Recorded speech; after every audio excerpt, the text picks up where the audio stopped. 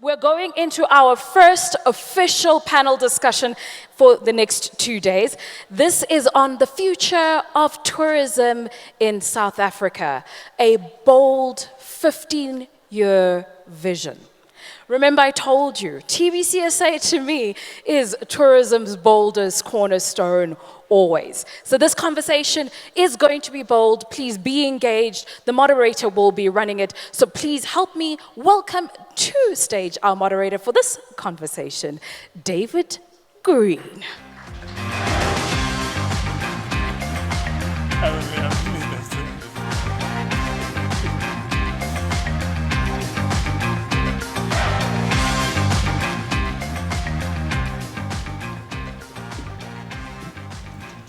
Okay, good morning. My name is David Green, and I have the privilege and pleasure of having been the CEO of the V&A Waterfront in Cape Town for the last 16 years.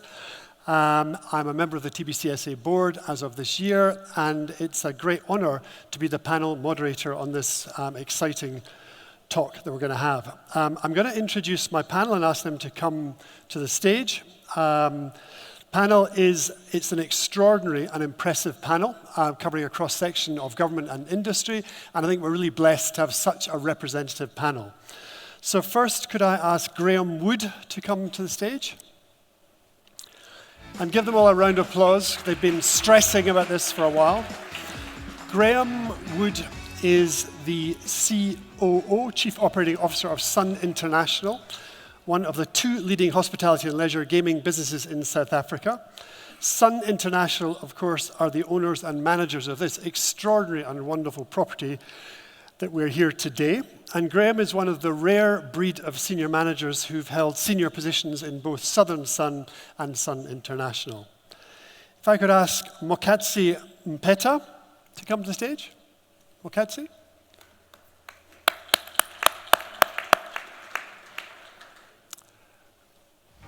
Moseketsi is the CEO of Tourvest Accommodation. I think everybody's aware of Tourvest, but I see Tourvest as arguing the leading hidden giant of the tourism industry within the tourism space. They cover almost every aspect of the tourism supply chain apart from airlines.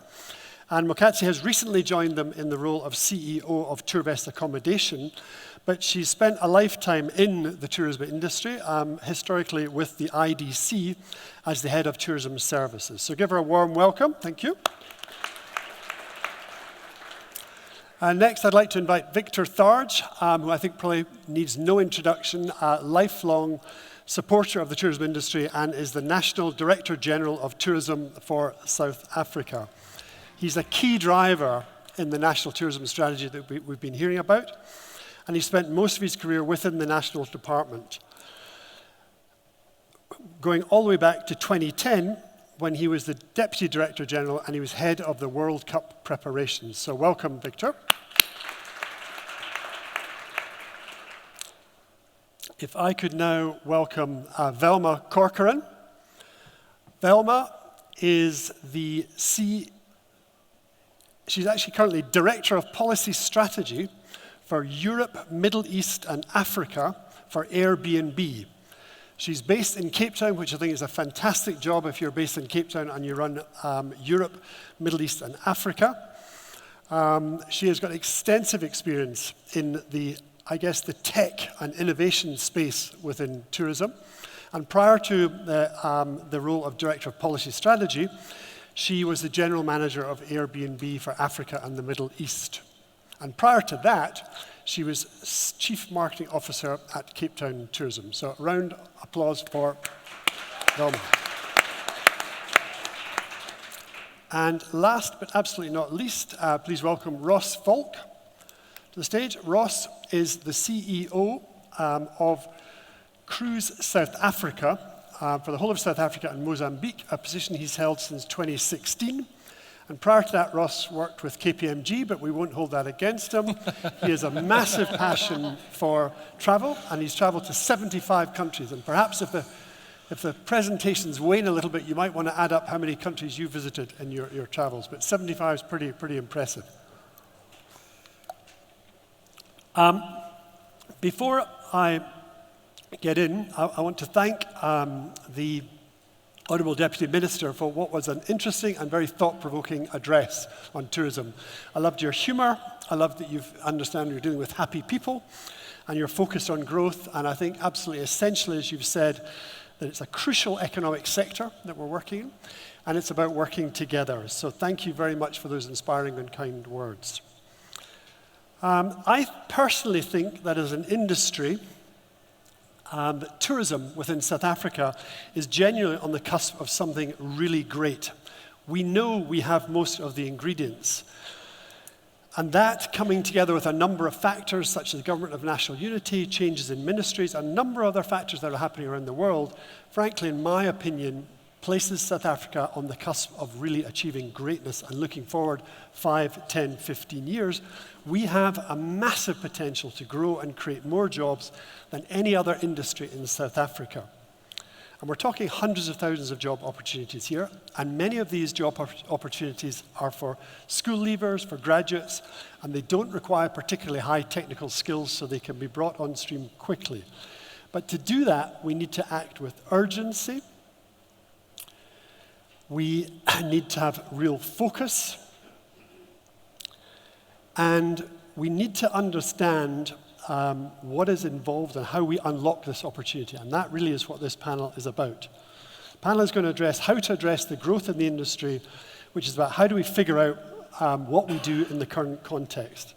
The great thing about the tourism industry, as the tourism minister pointed out, is that while often it can involve incredibly hard work, it's also great fun. It's so often about people, passionate people proudly sharing their country, their neighbourhood, their talent or skill with other people. And it allows us as human beings to be sociable, creative and innovative. And it can be done in a way that is kind and generative to the planet, not extractive. Tourism and hospitality people like you are more often are the more fun people to be with in life. Let's be absolutely honest about it. I'm delighted to be joined by this wonderfully impressive panel of senior leaders across the major sectors within the tourism industry. So the way we're going to start this panel is I'm going to ask each panel member, starting with Graham, to just give us what they think, looking forward for the next 5, 10, 15 years, what are they excited about in terms of the tourism industry? And I'll ask Graham to start, and then we'll move across each panel member. Thank you. Thank you, David. This topic has allowed me to dream a little, I guess, like many of us. And I echo what David has said. We are on, I think, the cusp of something that could be really big. So I've just spent the last 2 days in the bush, and I was thinking about this. And I was privileged to be on a vehicle with some Americans who were absolutely mesmerized by the experience that they were having. And it made me realize that we have an abundance of natural assets and we have an abundance of space.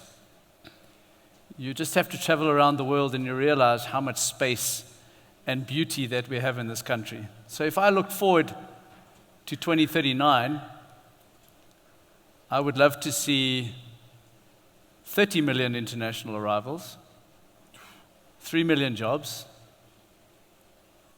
GDP contribution of 12, 14% through the tourism industry. And that's only a 7, 6, 7, 8% increase in arrivals, international arrivals every year. It's not insurmountable. We've got the infrastructure. Yes, we'll talk about investment in infrastructure later, I guess. But we've got the people, we've got the attractions, and all we have to do is work harder as an industry to create the demand. Because if the demand is created, supply will follow. But the thing that also excites me is, and I'm very interested to hear later on the aviation sector, is what is the power of, or what will aviation look like in 15 years' time to connect us to our source markets? Because we are a long-haul destination after all. And what will supersonic travel mean for our industry in 2039? Will it be that people can get to us quicker? And if they can get to us quicker, and it's hopefully cost effective, then it will create this opportunity for substantial growth in our inbound arrivals. So David, that's what excites me. I don't think it's necessarily about a picture of, a plethora of new hotels and new products. I think that will come. I think for me it's got to be demand-led, and I honestly think with the foundation that you have laid in your opening remarks, as well as the efforts that are being put into place now to try and unlock some of those barriers, I really think we can be in 2039 at that exciting level. Thank you. Thanks, David, and good morning, everyone. Feel free, somebody was applauding there. Yeah, I think from my side, I think maybe continuing with the theme of dreaming a little bit. For us, I think as Tourvest being an integrated tourism company and one of the the biggest I think inbound operators, for us is really a question of for the tourists that we currently bringing into the country, that we're supporting a lot of the the properties that many of you in the room own. It's really a question of what do those tourists, I think, want when they come to visit the country. And I'm sure all of us, I think we've seen the recent events that have happened in Europe where, people are complaining about over-tourism. They're saying there's too many tourists that are happening. They actually want tourists, I think, to go away.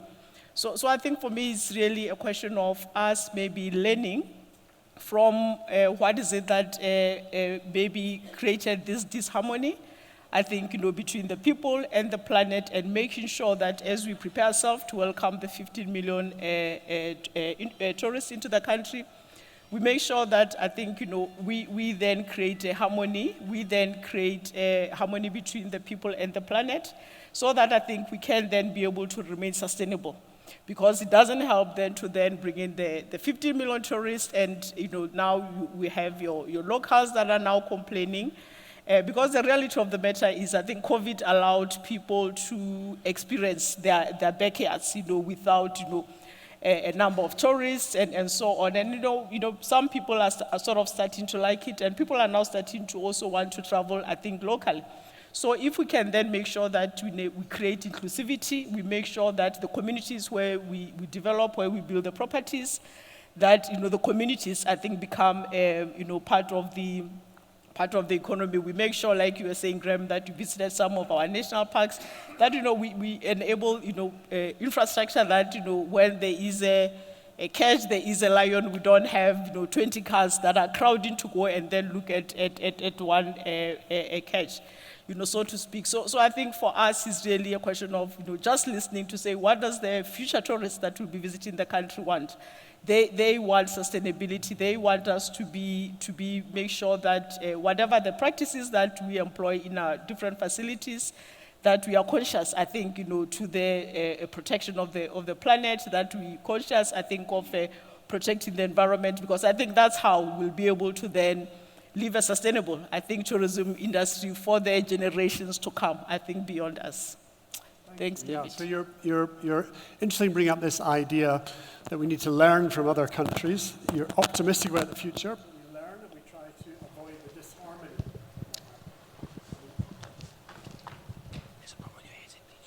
Okay. So you've picked up very interestingly the idea of learning from other countries in how we plan our growth. This idea of ensuring there isn't a disharmony, and this idea of focusing on sustainability, environmental. That's great. Super points. Thank you.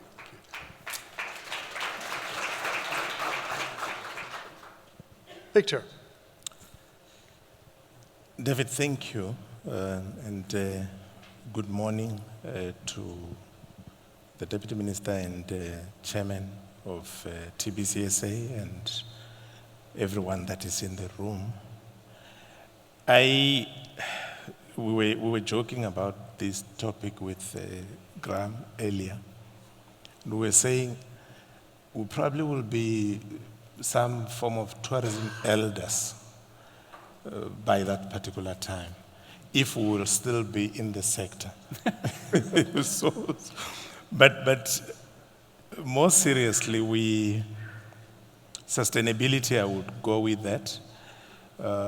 Specifically, climate change is going to be a very big factor. It's not only going to be a factor for the product to adapt, it will also be a factor for access to the market. And there's most likely going to be some new or other regulations that are going to come up, which are going to become some form of tourism trade barriers of sort.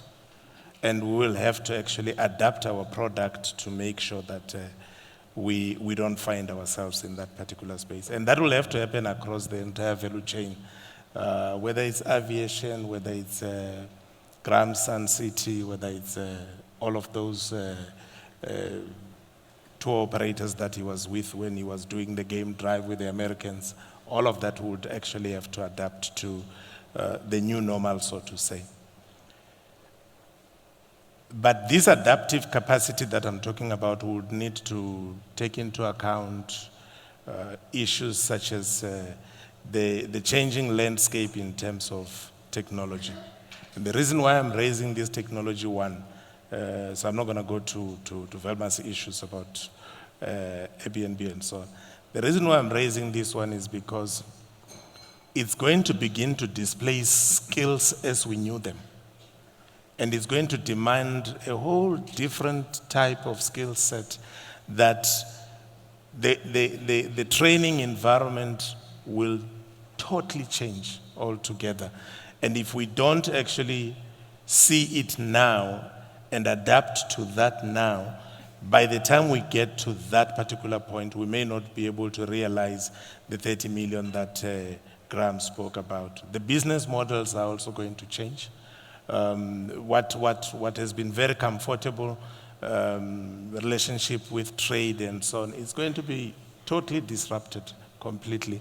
So there's going to be a need for us to actually begin to shift our thinking with regards to how we're going to do business in the future. And we will need to also work more as a region. Single product approach, even single country approach might not be enough going forward. Thank you. Okay, thank you. Yeah, so looking to the future, looking to the 10, 15 years, you're thinking ahead, saying that climate change and the products that we have will have to be adapt, that technology means we need to anticipate and bring in new skills and adapt to that.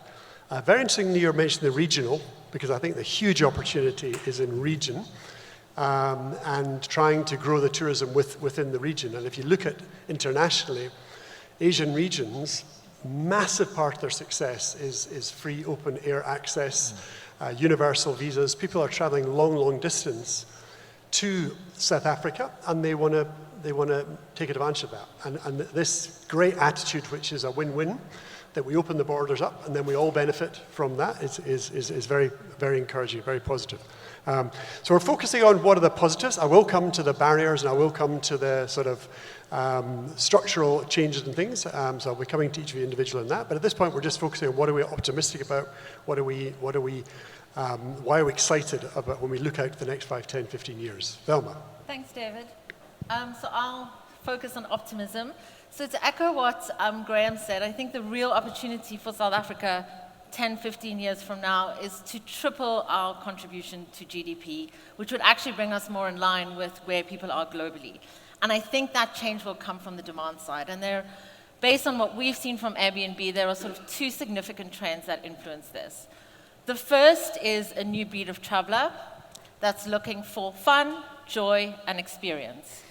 I'm not just saying this because I'm a woman, but 2024 is the year of women. And that's even ahead of the US election. 55% of travel decisions are driven by women. The major travel phenomenon of this year was a woman, Taylor Swift. The Eras Tour delivered $5 billion in incremental spend in the destinations where it was in one night. The average Swiftie, who's about 16 years old, spent $1,800 on tickets, accommodation, and bracelets. And so we're seeing the power of events and entertainment to drive travel. We saw 300% increase of searches on our platform for the destinations where the Eras Tour was happening. If we look at Gen Z, and I'm not seeing a lot of Gen Zs in this room, 60%, the major women who are traveling are Gen Z. 60% of Gen Z travelers, women want to travel versus 40% of men. And so so you kind of see why where decisions are being made on the demand side are from shows like Emily in Paris. And so what we've done at Airbnb in the last year is we've evolved our experiences into something called icons, taking iconic stays and matching them to people who are iconic in the Gen Z space. So in the last year, we recreated the Up house from the Up movie, where you can fly with balloons. We recreated the Barbie house. For the opening ceremony of the Olympics, you could stay in the clock tower of the Musée d'Orsay and watch it. But we've also done experiences with people like KB Lamb. Most of you probably haven't heard of him. Biggest person on TikTok. Doja Cat, also incredible influencer. And I think the opportunity for us is to just have a lot more fun with our brand. We have this amazing destination. We have iconic experiences, we have iconic people. Rather than putting Trevor Noah or Sia on TV, how are we creating iconic experiences with them or Taylor that really show the pride in South Africa and put us into the fabric of kind of popular culture? From an Airbnb perspective, I'm desperate to create the next iconic experience in South Africa. So that's the first trend. The second trend, and it talks on what the DG was saying, is the power of technology, and specifically AI, to redefine the customer experience. I think we're all a little bit scared of AI. I think the truth is that we're very much at the beginning of this journey. AI is probably going to be a bigger driver than the advent of the internet. But what we're doing at the moment is that we're building the foundations. We're building the highway. That's what's happening with these large learning models. If you look on the phone, your apps haven't transformed dramatically yet. Those changes are going to come in the next 5 to 10 years. What we've seen at Airbnb, though, is that there's actually an opportunity through AI to put people and humans back at the center of the experience rather than replacing that. Sounds counterintuitive, but just bear with me for a second. So we've radically transformed our customer service experience. We have 7 million listings on the platform, millions of customer support tickets. What we've done is we've been able to use AI to really intelligently help bog down customer service agents, automating a lot of the things that would take them up a lot of time so that they have got time for the important human interactions that need empathy, that need trust, that need kindness. And then the other thing which I think is interesting is that you can completely redefine the search experience. At the moment, if you want to go somewhere, your way in is to say, I want to go to Cape Town or I want to go to Joburg on these dates. We've used AI and machine learning to categorize our listings. So you can now go, I want to stay in a place with a pool or a fancy kitchen or on the side of a lake. But you can go even further than that. You can go to the point where you can say, I want to go stay in a cabin on a beach. I want that to be no further than 2 kilometers from an airport. I'm traveling on these dates in October, and I actually want it to be no more than 25 degrees. And suddenly, destinations that you haven't even thought of will start to kind of come up. These are just 2 trends, but I think the point I'm trying to make is that if we want to triple our contribution to GDP, we have to embrace these trends. We cannot be left behind, and we have to be really relevant. Brilliant. Thanks, Velma. So I think reaffirming this real prospect of tripling GDP and jobs. So we're talking 2-3 million people employed in tourism. I don't think there's any other industry in the country will be talking genuinely and seriously about that prospect. I challenge you to name an industry who's talking about that. You're the first person who have ever made me feel comfortable about AI.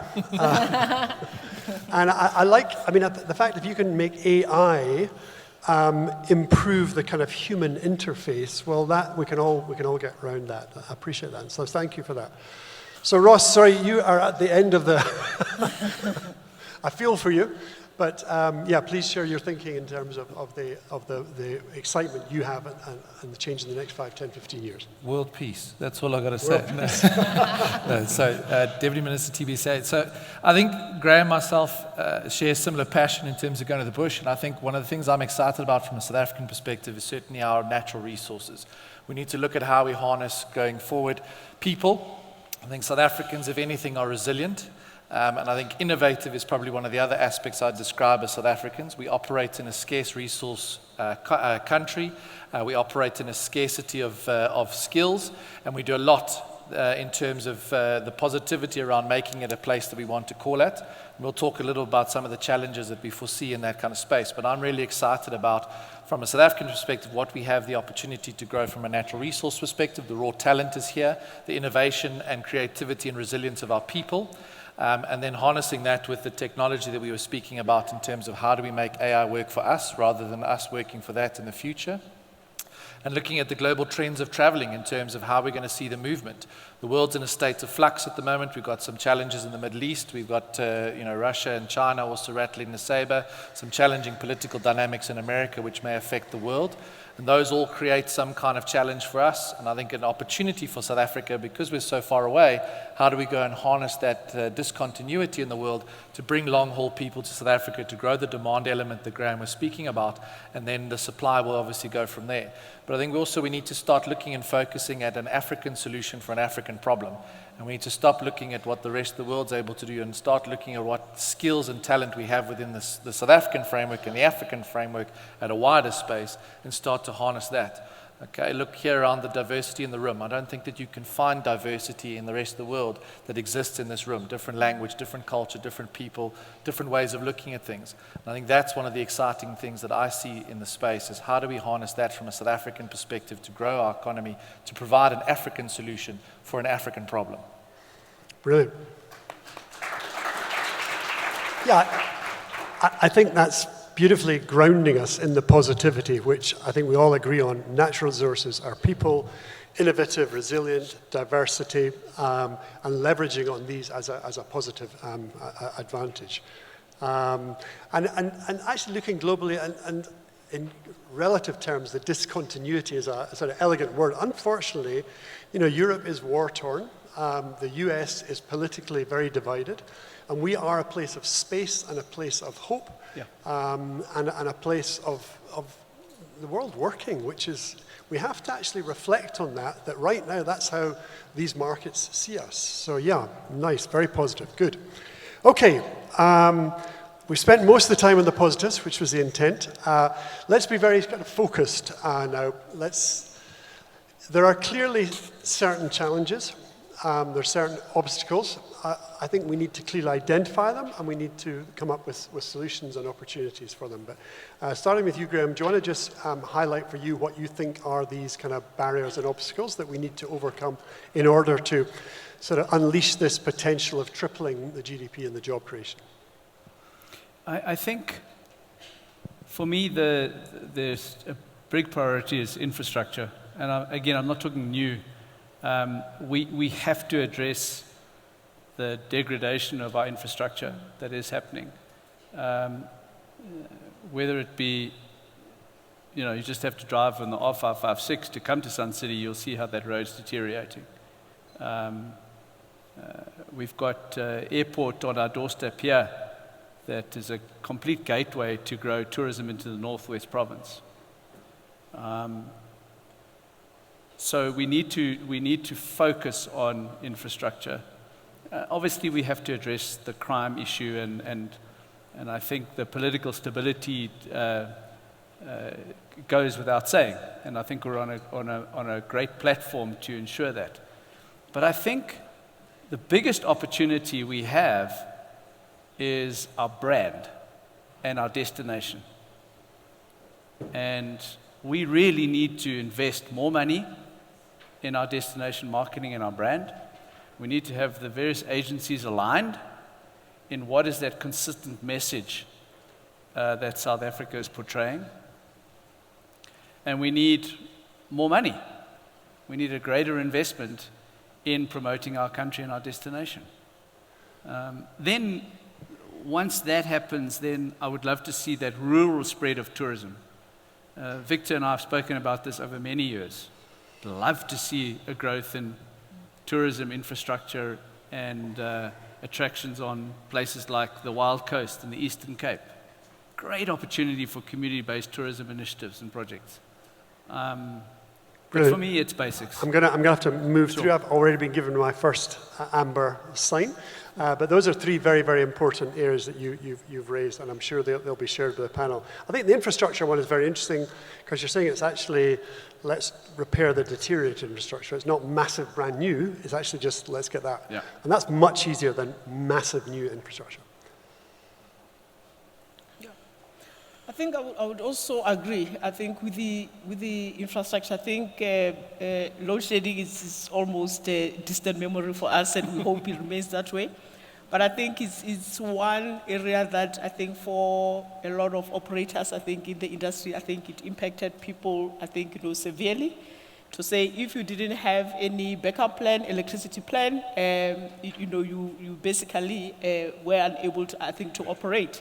And I think we now see the trend also now coming with the water and so on. So I mean, we have all these other issues as well around the security and so on. But I think even those in mind, I think for us as the private sector is always, I think, sort of, the willingness, I think, to sort of partner and work with government. We're seeing, deterioration of infrastructure within the national parks, which also, impacts our ability to be able to give the visitors, I think, good experience. You don't want to have guests in a game vehicle and then you have a puncture, because of potholes and things like that. So I think those are really some of the sort of your low-hanging fruits in terms of, some of the areas that we can really start, I think, focusing on.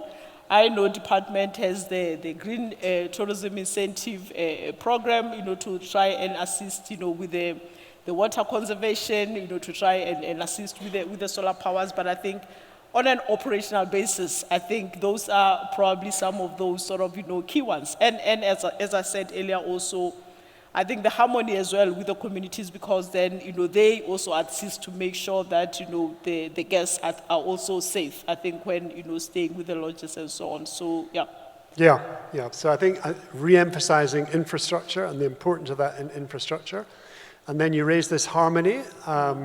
We've had two panelists and we haven't mentioned security, which I'm very pleased with, but I'm quite sure we will be. But the harmony with the local community is a huge element in solving security. Thank you. Victor, I'm sure this is an area that you've had quite a lot. Thank you, David. What would you say would be your kind of top two? Top two? Well, I have to use this time to say things that they all are not going to say. So my top two will be transformation of the sector, as well as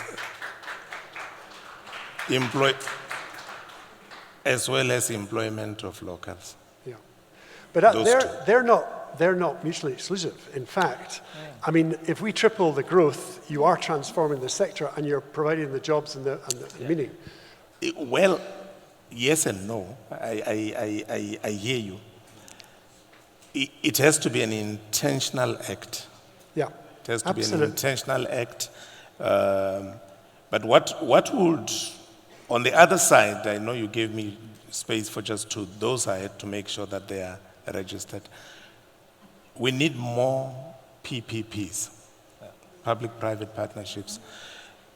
I will be the first one to admit, and I've got the blessings of the Deputy Minister, we don't have money as government to fix everything.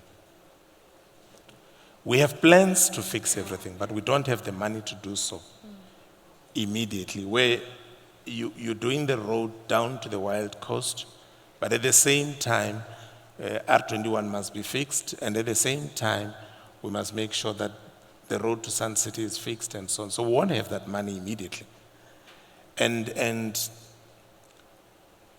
we do need to find ways of, I don't want to call it popularizing, but making sure that all of us get to understand that if you put money to do something, that cost will be recovered somehow.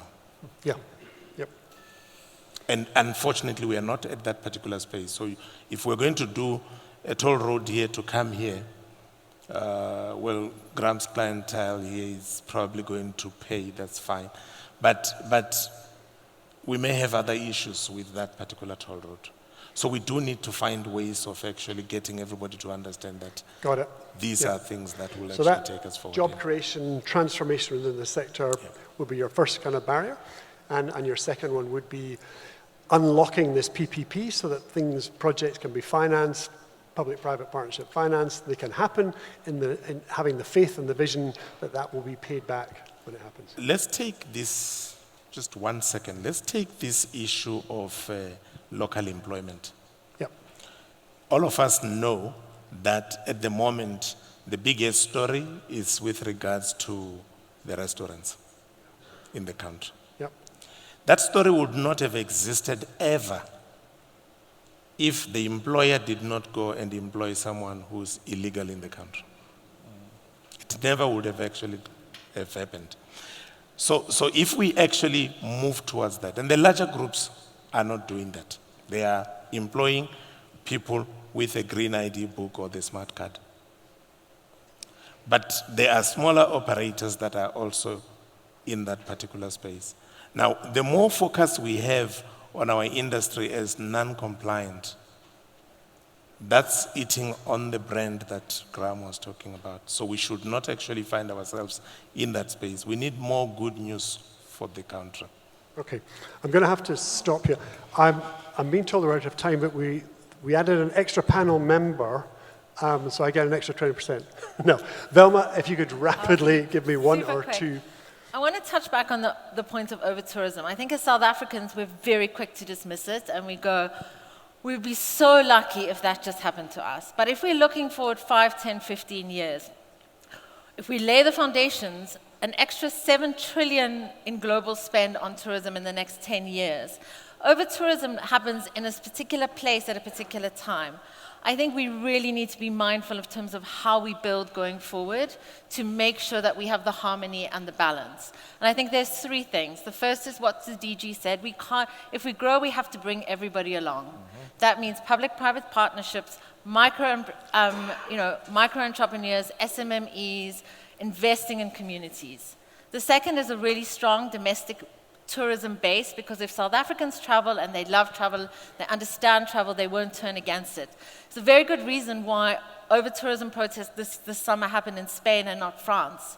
Spain doesn't have a big domestic tourism travelers, whereas France do. And then the last point is on regulation. You know, people often think that from an Airbnb perspective, we hate regulation. We actually love it. Regulation so that tourism complements and doesn't compromise a destination. We need to do it kind of across the board, and it needs to be in balance. It needs to be in harmony. If we want to grow tourism and jobs, we can't add unnecessary red tape, but ultimately we want to design regulation in such a way that we don't bite the hand that feeds us. Thank you. That is recorded, additional regulation. No, thank you, good point. Ross, rapidly sum us up. So for me, it's 3 priorities. One is security of South African citizens, so they feel safe to travel and they feel safe in their own country, because a happy citizen is a citizen that welcomes others. Then you're going to have a look at our brand. So the worst person for a South African brand is an ex-South African that's just left the country. So how do we target market that to neutralize that bad message? Yep. The third element is around what we need to do from an infrastructure perspective. But here's the rub. Okay, you talk about triple Ps, all right? Tourism is affected by transport, security, home affairs, multiple space. We need to have an indaba that directs the space where we don't point fingers, we don't argue about the respective spaces, we identify what the key challenges are, and we start to resolve those in a space. So, for example, if you ask an employment space, we've just employed 250 people that onshored a call center. All of them are black, and all of them are South African. Okay, so that's a message that we've got. So when we talk about transformation, companies are doing it. They're doing it ethically, but there are people that are taking away from that in terms of the way they're doing things. But we need to talk about this, and we can't point fingers. We need to find the solution, but it needs to be something that delivers an entire holistic solution for the country. Identify tourism as a priority, identify the fact that we need all of those parties at play, and map a way forward. Security, brand marketing, and our infrastructure development. You know, if you take Jamaica, Ocho Rios, for example, is now the port of call in Jamaica. The country took a view to say, let me build a community around the port that has all your markets, all your curios, all your bars, all your restaurants. No one goes into Kingston, Jamaica at all. But they did it as a national priority. Beautiful. Thank you. I hope you found that inspirational. I hope you found some great thought starters for conversations around the conference. And finally, I want to give a final round of applause and thanks to the panelists for the time and energy and effort and sharing their wisdom with us today. Thank you very much. Thank you so much. Before you all leave, so what we're trying to do is make it as interactive as possible. So as soon as the moderator can end it, we can allow for Q&As. I have bought us time for one burning question in the audience. Is there anybody with a burning question? Thank you for being close. How can South Africa, okay, my name is Professor Kaitano Dube. I'm a tourism geographer from Vaal University of Technology. I think the first question that I want to pose is with regards to, transformation. How there seems to be disparities in terms of understanding of transformation, whether is it about jobs or it's about inclusivity. Is it at business level or it's at employee level? And I think that needs to be clear so that we move together on the same front. Thank you. I think that's more of a statement than a question. I mean, I think nobody would question at all that it's a complex matter, and it must encompass inclusivity. Do you want to weigh in? Do you want to weigh in? Is it on? Yeah. Thank you, David. It's defined by law, so it's not vague. We've got a BBBE Act, and it has got very specific outline. It is supported by tourism BBBEE codes, so it will deal with issues like enterprise and supplier development, skills, employment, ownership, all those types of things. So it's not just abstract. It's really well defined. It's quite specific. So if we do what the Act says that we should do, then we would have actually done what we are supposed to do. Thanks. So please, another round of applause for our panelists and our moderator as they make their way off stage. Thank you so much.